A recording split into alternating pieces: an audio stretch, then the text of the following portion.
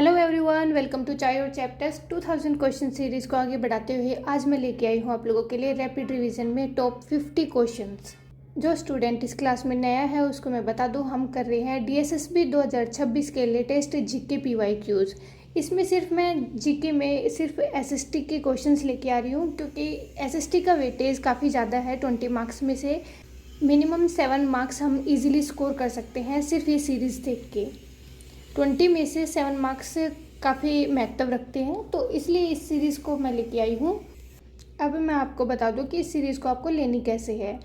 कोई भी नोट्स नहीं बनाने, सिर्फ आपको सुनना है। जब आप बार बार सुनोगे ना इस क्लास को तो ये क्वेश्चन अपने आप पे याद हो जाएंगे क्योंकि रिपीटेशन काफ़ी ज़्यादा हो रहा है क्वेश्चंस का। अगर आपको क्लास अच्छी लगे तो चैनल को लाइक शेयर और सब्सक्राइब करिएगा। तो चलिए शुरू करते हैं आज की क्लास। आज का हमारा फर्स्ट क्वेश्चन है, निम्नलिखित में से किस नेता ने 1916 में भारत के लिए स्वशासन की मांग करने हेतु all India home rule league की स्थापना की थी? सी राजगोपालाचारी, जवाहरलाल नेहरू, सुभाष चंद्र बोस या फिर एनी बेसेंट? तो राइट आंसर होगा हमारा एनी बेसेंट। और सुभाष चंद्र बोस ने 1939 में फॉरवर्ड ब्लॉक की स्थापना की थी। 1939 में ही त्रिपुरी अधिवेशन हुआ था।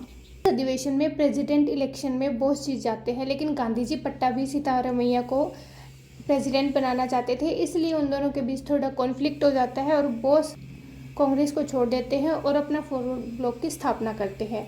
उस टाइम पर उस अधिवेशन में 1939 का त्रिपुरी अधिवेशन में राजेंद्र प्रसाद प्रेसिडेंट बनते हैं, अध्यक्ष बनते हैं।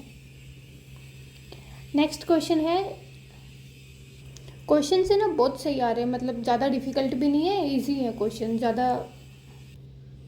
समष्टि आर्थिक विश्लेषण में उस स्थिति को क्या कहते हैं जिसमें समग्र उत्पादन बढ़ता है जबकि रोजगार में आनुपातिक वृद्धि नहीं होती है? मतलब कि ग्रोथ हो रही है लेकिन रोजगार में कोई भी वृद्धि नहीं हो रही, तो ये किस तरह का है? पूर्ण रोजगार है, श्रम विस्तार है, अल्प रोजगार है या फिर रोजगारहीन विकास है? तो option number 4 is the right answer, रोजगारहीन विकास है, क्योंकि रोजगार तो हो ही नहीं रहा विकास में। हमारा नेक्स्ट क्वेश्चन है, नमक मार्च जिसे दांडी मार्च के नाम से भी जाना जाता है का नेतृत्व 1930 में किसके द्वारा किया गया था? तो ऑब्वियस सी बात है गांधी जी करेंगे। 1930 में हुआ था दांडी मार्च। इसको क्या कहा जाता है? सविनय अवज्ञा आंदोलन।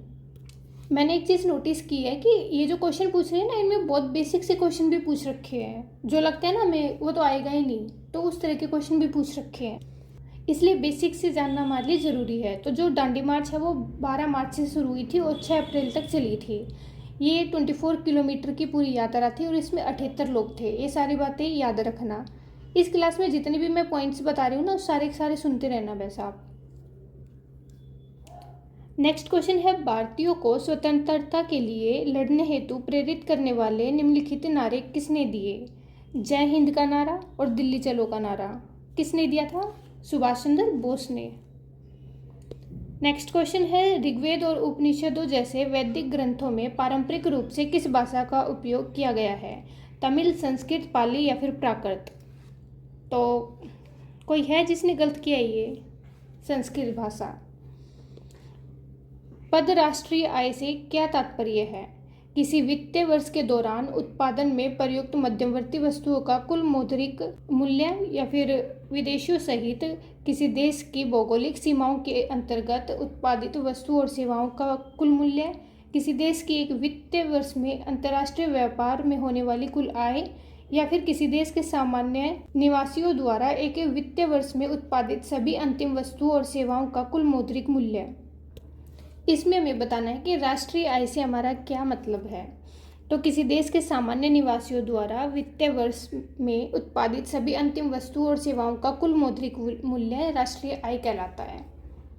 नेक्स्ट क्वेश्चन है, किसी बैंक के लिए अपनी कुल जमा राशि का एक निश्चित प्रतिशत केंद्रीय बैंक के पास आरक्षित नकदी मतलब कि कैश रिजर्व रेशियो के रूप में रखना अनिवार्य होता है। इस प्रक्रिया को क्या कहा जाता है?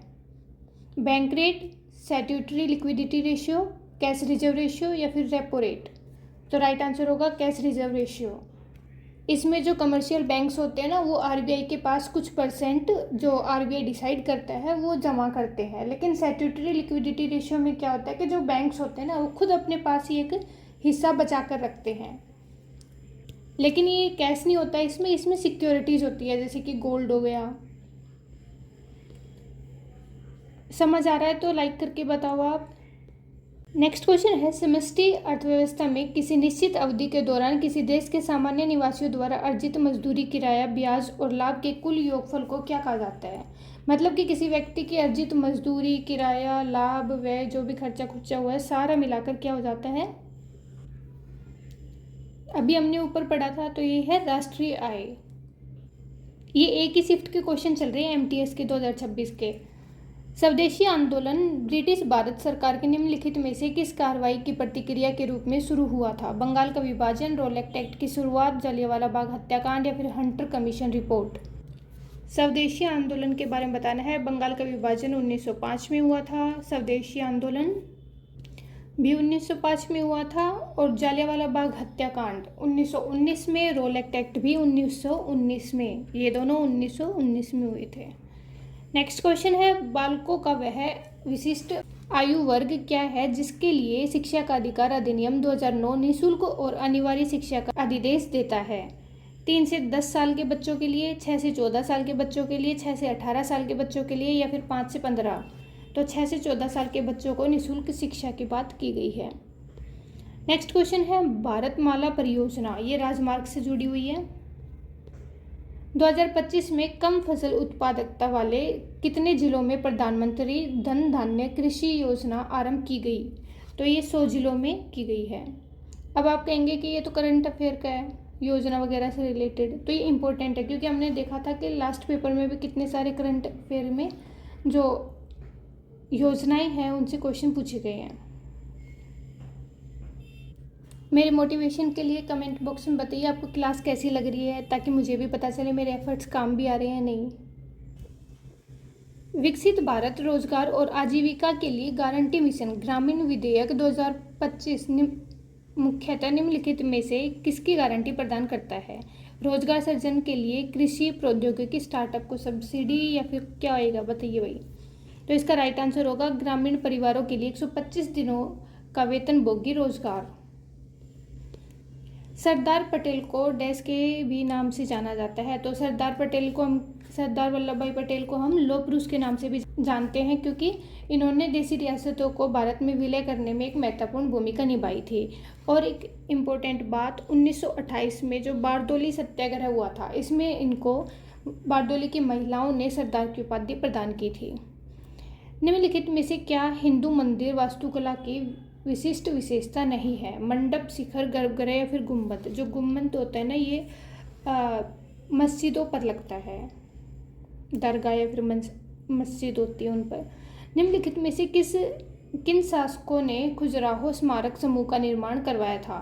चंदेल, पल्लव, चालुक्य या फिर बुंदेल। तो चंदेलों ने बनवाया था। मौलिक अधिकार एक मौलिक कर्तव्य एक साथ किस प्रकार कार्य करते हैं। मौलिक अधिकार और मौलिक कर्तव्य एक साथ किस तरह से कार्य करते हैं ये बताना हमें। तो इसका राइट आंसर होगा ऑप्शन नंबर 1। मौलिक कर्तव्य नागरिकों को अपने अधिकारों का उपयोग जिम्मेदारी के साथ करने के लिए मार्गदर्शन करता है। निम्नलिखित में से कौन सा परमाणु ऊर्जा स्टेशन महाराष्ट्र में अरब सागर तट के निकट स्थित है। रावत भाटा, तारापुर, कलपक्कम या फिर नरोरा। तो Tarapur is the right answer. जो रावत भाटा है ये कहाँ पे है, ये राजस्थान में है। जो कलपक्कम है ये तमिलनाडु में है, और नरोरा यूपी में है, उत्तर प्रदेश में। 2011 की जनगणना के अनुसार 2011 में भारत के कितने प्रतिशत जनसंख्या बौद्ध धर्म अनुयायी थे। 0.7%। 1330 में दोहों से युक्त एक शास्त्रीय तमिल नैतिक ग्रंथ तिरुक्कुल्लूर, जिसे तमिल को एक शास्त्रीय भाषा के रूप में मान्यता दिलाने में एक मूलभूत योगदान प्रदान किया था, का श्रेय प्रारंभिक रूप से किस प्राचीन तमिल कवि को दिया जाता है। तो राइट आंसर होगा तिरुवल्लुर। ये ध्यान रखना, तिरुकक्रूल। कौन सी नदी प्रायद्वीपीय पठार से नहीं निकलती है। गंगा, गोदावरी, कृष्णा, कावेरी। गंगा। दिए गए विकल्पों में से कौन सा भारत का तटीय राज्य नहीं है। केरल, गुजरात, मध्य प्रदेश या फिर तमिलनाडु। तो मध्य प्रदेश एक तटीय राज्य नहीं है। नेक्स्ट क्वेश्चन है, आप लोग किस पेपर की प्रिपरेशन कर रहे हो कमेंट बॉक्स में बताइए। कौन सा अनुच्छेद राज्य को कानून बनाते समय नीति निर्देशक सिद्धांतों को लागू करने के लिए बाध्य करता है? तो आर्टिकल 37। 32 में क्या है ये आप मुझे कमेंट बॉक्स में बताओगे। नेक्स्ट क्वेश्चन है, संसदीय समितियों का मुख्य उद्देश्य क्या होता है? लोकसभा को भंग करने की अनुशंसा करना, सभी कानूनों को पेश करने के लिए जाने से पहले उनका अनुमोदन करना, संसद पर विधायी कार्यों का बोझ कम करना, या फिर न्यायिक नियुक्तियों का पर्यवेक्षण करना। तो option number 3 is the right answer, संसद पर विधायी कार्यों का बोझ कम करना। कोणार्क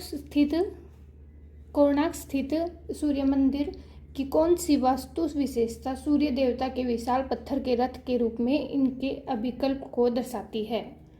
तो पत्थर के 24 विशाल पहियों का समावेशन इसकी एक विशेषता है। यदि भारत के प्रधानमंत्री पद त्याग दे तो क्या होता है? राष्ट्रपति शासन जारी रहता है, तुरंत चुनाव आयोजित किए जाते हैं, उच्चतम न्यायालय पदभार संभालता है, या फिर पूरी मंत्रिपरिषद को पद त्याग देना चाहिए? मतलब इसमें जो मंत्रिपरिषद है वो पूरी पद त्याग देती है। नेक्स्ट क्वेश्चन है, ऊर्जा अवसंरचना विकास से संबंधित प्रस्तावों और योजनाओं को मूल्यांकन के लिए निम्नलिखित में से कौन सा एक महत्वपूर्ण विचार है? केवल आर्थिक लाभ, विशिष्ट हितधारकों तक सीमित, जन भागीदारी की अनदेखी, या फिर पर्यावरणीय प्रभाव और लोक कल्याण? तो option number 4 is the right answer, पर्यावरणीय प्रभाव और लोक कल्याण। भारत में पंचायती राज संस्थाओं के प्रत्येक स्तर पर महिलाओं के लिए आरक्षित सीटों का न्यूनतम प्रतिशत कितना है? तो 33%, मतलब कि 1/3 सीट रिजर्व होती है वुमेन्स के लिए। आपको क्लास में मज़ा आ रहा है या नहीं आ रहा? हैदराबाद का एक किला अपनी ध्वनिक विशेषताओं, विशाल द्वारों और कुतुब शाही राजवंश के साथ ऐतिहासिक संबंध के लिए जाना जाता है। ये कौन सा किला है? चित्तौड़गढ़, दौलताबाद, मेहरानगढ़, या फिर गोलकोंडा? तो राइट आंसर होगा गोलकोंडा का किला। इसमें एक ध्वनिक विशेषताएं हैं। जो मेहरानगढ़ है और चित्तौड़गढ़ है ये दोनों राजस्थान में है, दौलताबाद भी महाराष्ट्र में है। नेक्स्ट क्वेश्चन है, किसी अर्थव्यवस्था में आय असमानता की बेहतर माप निम्नलिखित में से क्या है? प्रति व्यक्ति आय, जनसंख्या वृद्धि दर, सकल घरेलू उत्पाद मतलब जीडीपी, या फिर गिनी कोफिशिएंट? तो राइट आंसर होगा गिनी कोफिशिएंट। नेक्स्ट क्वेश्चन है, बैंकों द्वारा ऋण प्रदान करने पर जो धन सर्जित होता है उसे किस शब्द द्वारा वर्णित किया जाता है? Central bank reserves, electronic money, demand deposit, या फिर फिजिकल मनी? तो राइट आंसर होगा डिमांड डिपॉजिट्स।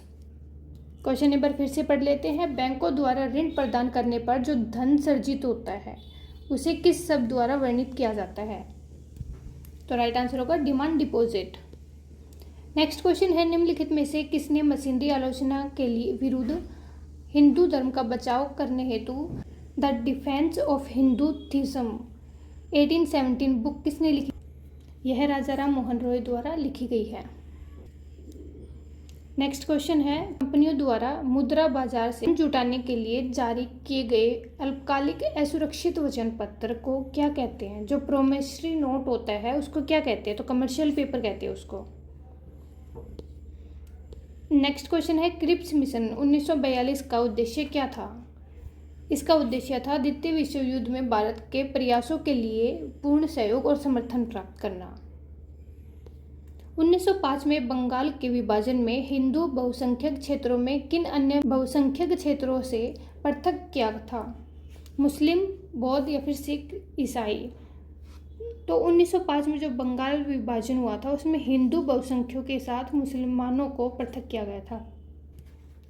ठीक है, नेक्स्ट क्वेश्चन है, अगर आपको मेरी स्पीड धीरे लग रही है तो आप इसको थोड़ा फॉरवर्ड करके देख लिया करो, स्पीड बढ़ा के। नवंबर 2016 में भारत सरकार ने काले धन, भ्रष्टाचार, आतंकवाद और जाली करेंसी पर अंकुश लगाने के लिए 500 और 1000 के करेंसी नोटों के वैध मुद्रा का दर्जा वापस ले लिया। इस नीतिगत पहल को क्या कहा जाता है? इसमें सिंपल सा पूछ रखा है कि नोटबंदी को क्या कहते हैं? तो उसे विमुद्रीकरण, डिमोनेटाइजेशन कहते हैं। नेक्स्ट क्वेश्चन है, निम्नलिखित में से किसने झांसी में 1857 के विद्रोह का नेतृत्व किया? बेगम हजरत महल, चांद बीबी, रानी लक्ष्मीबाई, या फिर रानी अवंतीबाई लोधी? तो झांसी से पूछ रखा है तो रानी लक्ष्मीबाई होगी। बेगम हजरत महल लखनऊ से है। चांद बीबी अहमदनगर बीजापुर से है। और अवंतीबाई लोधी रामगढ़ से है। लिख देती हूँ यहाँ पे, रामगढ़ से है। और जो चांद बीबी है वो अहमदनगर।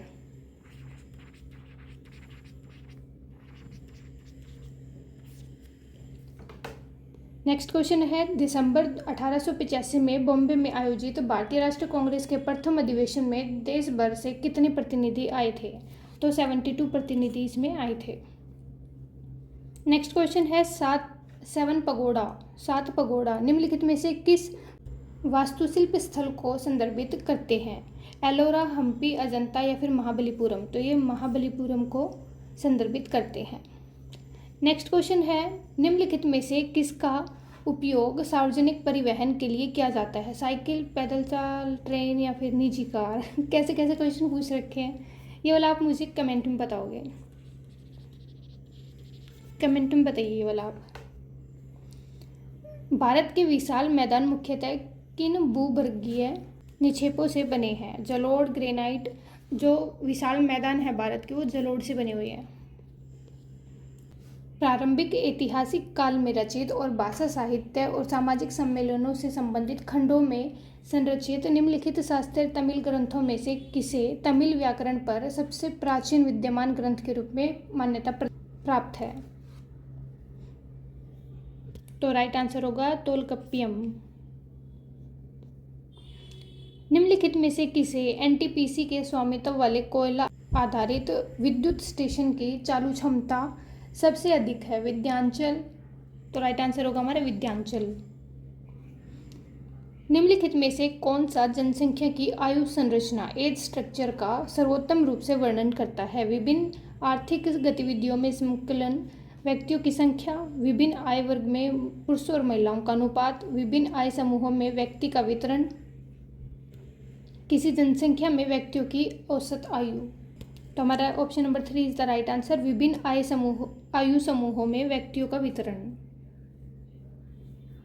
निम्नलिखित में से कौन सा अनुच्छेद 14 वर्ष से कम आयु के बच्चों को कारखानों या अन्य खतरनाक उद्योगों में काम करने से प्रतिबंधित करता है? तो option number 4 is the right answer. Answer होगा आर्टिकल 24।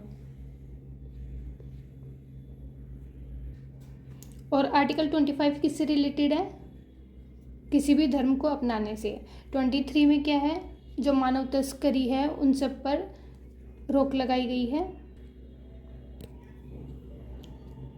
उस सरल शिखर का सामान्य नाम क्या है जो आधार पर वर्गाकार होता है और शीर्ष पर किसी बिंदु तक अंदर की ओर वक्रित होता है? गर्भगृह, जगीती, लेटिना या फिर मंडप? तो राइट आंसर होगा लेटिना। नेक्स्ट क्वेश्चन है, किसी अनुच्छेद के तहत राष्ट्रपति के पास क्षमा देने और दंडादेश लघुकरण की शक्ति होती है? आर्टिकल 62, आर्टिकल 82, आर्टिकल 52 या फिर आर्टिकल 72? क्षमादान की शक्ति आर्टिकल 72 में होती है राष्ट्रपति के पास। नेक्स्ट क्वेश्चन है, भारतीय संविधान के किस भाग में वनों, झीलों, नदियों और वन्यजीवों सहित प्राकृतिक पर्यावरण की सुरक्षा और संवर्धन को मौलिक कर्तव्य के रूप में जोड़ा गया है? कौन सा भाग है? भाग 9, 5, 10 या फिर 4A? तो राइट आंसर होगा 4A। इसमें क्या है? ये एक मौलिक कर्तव्य है। कब जोड़ा गया था? 1976 में 44th कॉन्स्टिट्यूशन अमेंडमेंट में। नेक्स्ट क्वेश्चन है, किस प्रकार की बौद्ध वास्तुकला का उपयोग आवासीय मठ के रूप में किया जाता था जहां भिक्षु वर्षा ऋतु के दौरान रहते थे और ध्यान करते थे? उसे विहार कहा जाता था। चैत्य में क्या करते थे? पूजा पाठ करते थे। नेक्स्ट क्वेश्चन है, भारतीय संविधान द्वारा प्रदत्त वह अधिकार किसे प्राप्त है जिसके तहत वह लोकसभा का कार्यकाल समाप्त होने से पहले उसे भंग कर सकता है? राष्ट्रपति, मुख्य चुनाव आयुक्त, प्रधानमंत्री या फिर प्रधानमंत्री की सलाह पर भारत के राष्ट्रपति? तो राइट आंसर होगा प्रधानमंत्री की सलाह पर भारत के राष्ट्रपति। तो यहाँ पर हमारे आज के 50 क्वेश्चंस खत्म होते हैं। कमेंट बॉक्स में आपके रिव्यू जरूर देना कि आपको ये क्लास कैसी लगी और चैनल को लाइक शेयर और सब्सक्राइब करना। Thank you so much for watching this video.